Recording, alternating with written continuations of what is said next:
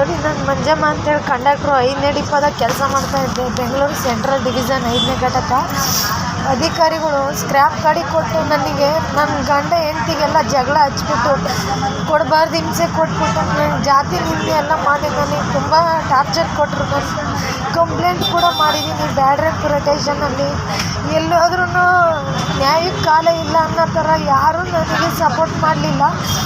ನಾನು ಬರೀ 56 ಜನ ಸಿಬ್ಬಂದಿ ಮತ್ತು ಅಧಿಕಾರಿಗಳನ್ನ ಅಡ್ಮಿನ್ ಮಾಡ್ಕೊಂಡು ನಾನು ವೀಡಿಯೋ ಹಾಕ್ತೆ ಅಂತ ಹೇಳ್ಬಿಟ್ಟು ನನಗೆ ಡಿಸ್ಮಿಸ್ ಮಾಡಿದ್ದಾರೆ.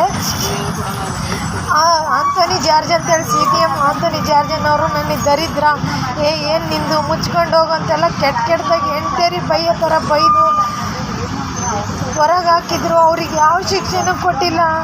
ಆದರೆ ನನಗೆ ಮಾತ್ರ ಡಿಸ್ಮಿಸ್ ಮಾಡಿಬಿಟ್ಟು ಮನೆಗೆ ಕೂರಿಸಿದ್ದಾರೆ ಇವರು ಅಧಿಕಾರಿಗಳು. ನಮ್ಮ ಯಜಮಾನ್ರು SC ಕ್ಯಾಸ್ಟ್ ಅಂತೇಳಿ ಜಾತಿ ನಿಂದೆ ಮಾಡಿದರು.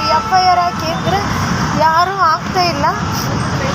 ಅದೇ ಅಧಿಕಾರಿಗಳು ಲಂಚ ಎಲ್ಲ ಹೊಡೆದ್ರೂ ಎಲ್ಲ ಪ್ರತಿಯೊಂದು ದಾಖಲಾತಿ ಇದ್ರೂ ನನಗೆ ಯಾರೂ ಸಪೋರ್ಟ್ ಮಾಡಲಿಲ್ಲ, ನನಗೆ ಯಾರೂ ಹೆಲ್ಪ್ ಮಾಡಲಿಲ್ಲ.